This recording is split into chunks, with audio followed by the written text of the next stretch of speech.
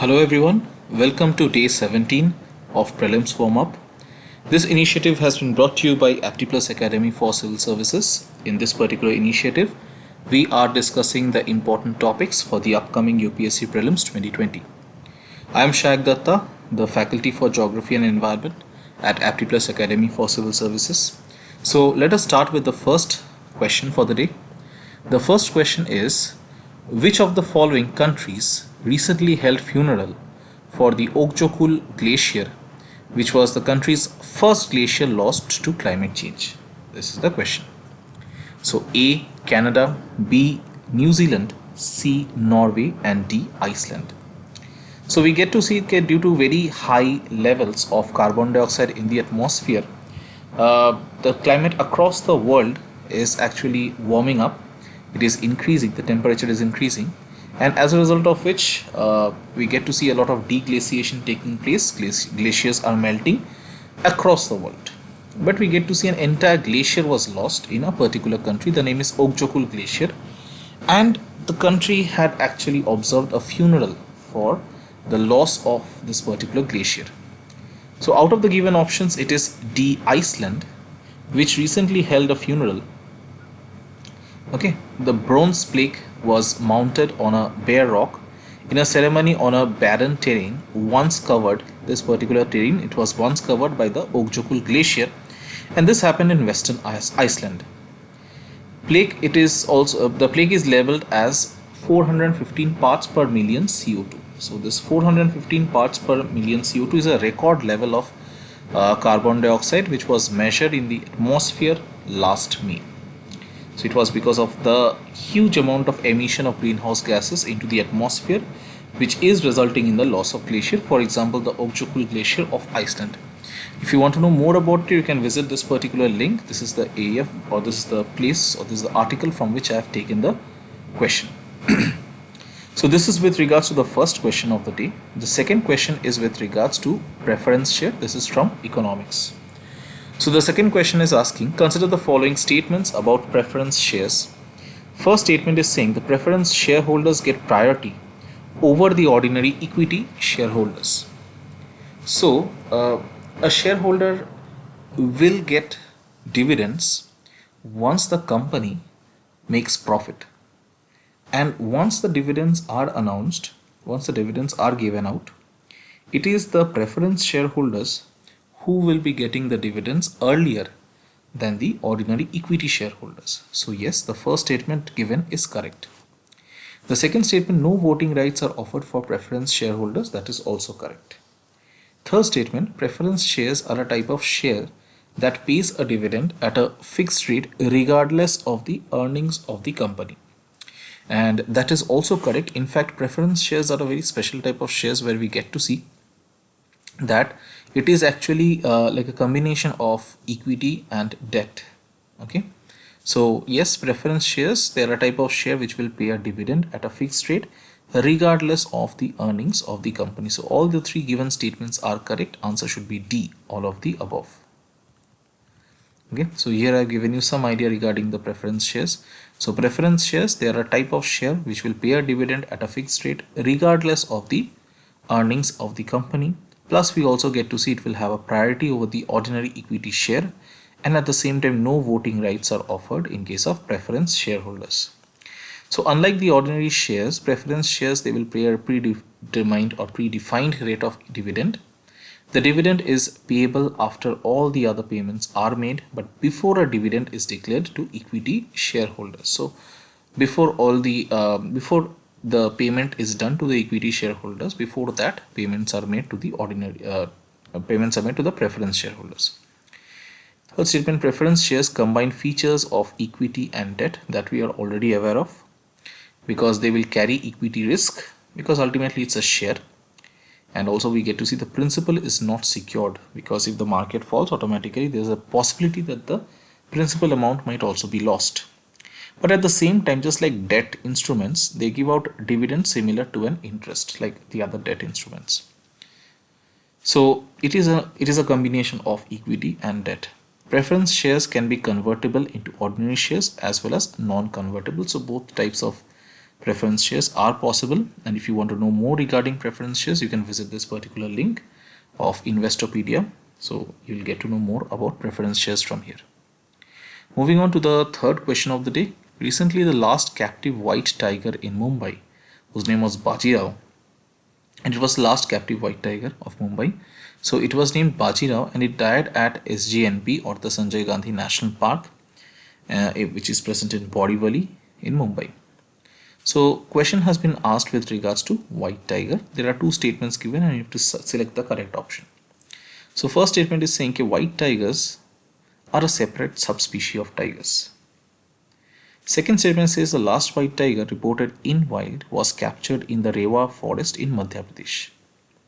So the first statement, white tigers are a separate subspecies of tigers, that is absolutely wrong, because white tigers are nothing but the Bengal tigers. Okay, so there is no separate subspecies as a white tiger. White tigers are ultimately the Bengal tigers. The tigers will have that orangish hue or the orangish background or the orangish color of their bodies because of the presence of a pigment which is called as pheomelanin. And if that pheomelanin pigment is absent, then that orangish background won't be there. It will be whitish in color. So yes, white tigers, they are normal Bengal tigers only, the same subspecies that we get to see all over India. But the fact is that these tigers, they have an absence of the pheomelanin pigment, which results in them becoming whitish in color. But yes, the stripes will still be there, and the stripes, they will extend all the way up to the skin, not just the fur. And the last white tiger reported in wild was captured in the Rewa forest in Madhya Pradesh. That is correct. The Maharaja of Rewa, he had captured this white tiger from the wild. And in fact, today, any white tiger that you see anywhere in the world, in any of these zoos, of course, they are not found in the wild as such, but if they are found like in whatever or whichever white tiger is found in a zoo anywhere in the world, ultimately they are all descendants of that first white tiger which was captured by the Maharaja of Rewa, and its name was Mohan. So basically the descendant of Mohan you will find across the world. So whether you are talking about Delhi, you are talking about New York, or you are talking about London, or you are talking about Moscow, so wherever you are talking, like wherever you see a white tiger in captivity, it will have genes of Mohan in it, which was that white tiger which was captured by the Maharaja of Rewa in Madhya Pradesh. So yes, first statement is incorrect. The second statement is correct. Answer should be B. But at the same time, let me also tell you, okay, there is something else called as black tiger. What happens is, in case of a normal tiger, if you have noticed the coat, it looks as if there are black stripes on top of a orangish background. That is what happens in case of a normal ordinary tiger. But in case, I mean, there is a very peculiar, type of animals which are found, like these are called as black tigers, but ultimately again they are also Bengal tigers. But something happens to them because of the environment present in the Simlipal Tiger Reserve of Orissa. So it is only in Simlipal Tiger Reserve of Orissa that we get to see black tigers. And what happens is, if you have seen a black tiger and if you go to the Nandankanan Zoo of Bhubaneswar, there they have kept a specimen of the black tiger. So if you see a black tiger, then you will be surprised to see that it appears as if there are actually very narrow orangish stripes on top of a black background. So it is just opposite of what a normal tiger looks like. So in case of a normal tiger, the black stripes will be much narrower and the background will be much more distinctly visible. On the other hand, in this case, in case of a black tiger, the black stripes are so thick that hardly very little amount of orange will be visible. Actually, it will be almost black, not completely but almost black in color, and it is only found in the Simlipal Tiger Reserve of Orissa. So there is again something in the environment which results in such kind of species, or it is again not a separate species, it is ultimately tiger, but it results in such kind of coloration. So the second statement is correct, so 3B should be the right answer. So white tigers, they are not a separate subspecies. Ultimately they are nothing but the Bengal tigers. There is another very light colored species, that is the Siberian tiger. and also called as the Amur tiger, and they are light colored because of the kind of habitat they live in.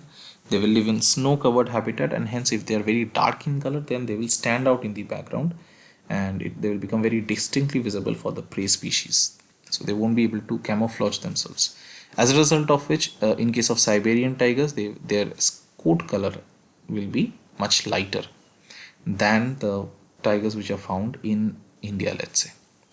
So anyway, coming back to the question, white tigers are not a separate subspecies of tigers. Their white color is due to the lack of a red or the yellow pheomelanin pigment and the presence of unique recessive genes. Okay, so it does not imply that if a white tiger, like every time a white tiger will breed, he or she will always produce white cubs. That is not necessary. It is necessary that both the parents should have the gene, then only it will be possible.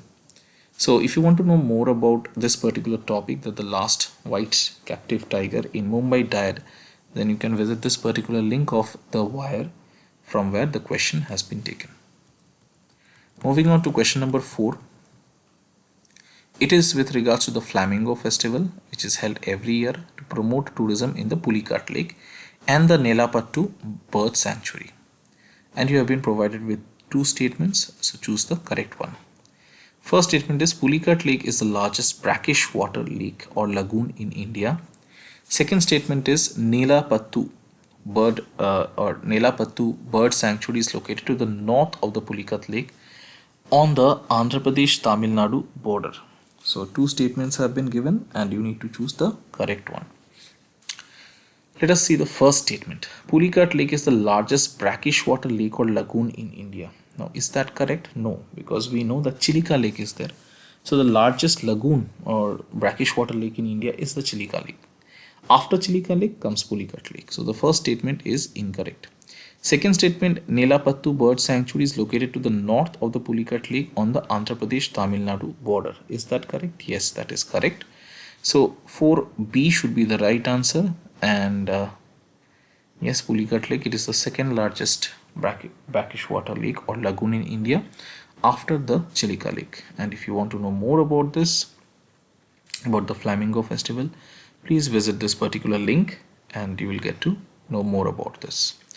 So this is with regards to the Flamingo Festival and Pulicat Lake. You can read a little bit regarding the Nelapattu Bird Sanctuary as well, which are the important species of birds which come to this particular bird sanctuary. So moving on to question number 5. Question number 5 is with regards to the National Clean Air Program. So there are 4 statements given. Let us see.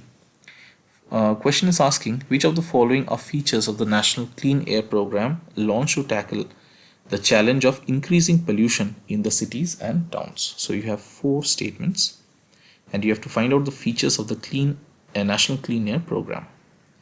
So first statement, it is a 5-year action plan with a tentative target of 20 to 30% reduction in concentrations of PM10 and PM2.5 by 2024 with 2017 as the base year.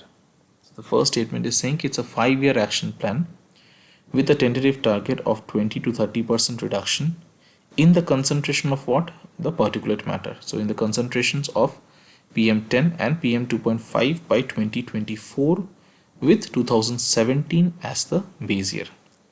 Second statement is saying the plan covers 102 non-attainment cities which were identified by the CPCB or the Central Pollution Control Board on the basis of their ambient air quality data between 2011 and 2015. Third statement says, okay, cities are considered as non-attainment cities if they were consistently showing poorer air quality than the national ambient air quality standards. And the fourth statement says that the plan document is binding on all the states. So if we look at the statements which have been given, the first statement is actually correct. It's a 5-year action plan with a tentative target of 20 to 30% reduction in the concentrations of PM10 and PM2.5 by 2024 with 2017 as the base year. That is correct. Second statement, the plan covers 102 non-attainment cities. That is also correct. The third statement, cities are considered as non-attainment cities if they were consistently showing poorer air quality than the national ambient air quality standards. So the third statement is also correct. But the fourth statement, that the plan document is binding on all the states, that is incorrect. It is not a legal document as such. So fourth statement is incorrect. So out of the given options, 1, 2 and 3 should be the right answer, which is present in option C. So out of the given statements, we get to see, yes, the plan document is not binding on the states because the document is not exactly a legal document as such, so it is not binding. But yes, states are being encouraged to follow this. And if you want to know more, you can visit this particular link regarding the National Clean Air Program. Okay, so with this, we complete today's session of the prelims warm-up. And if you have liked it, please like, share, subscribe and comment below our video, and also subscribe to AptiPlus's YouTube channel for more such informative videos. And till then, take care, study hard, and see you again in the next video with a new set of topics. So thank you so much.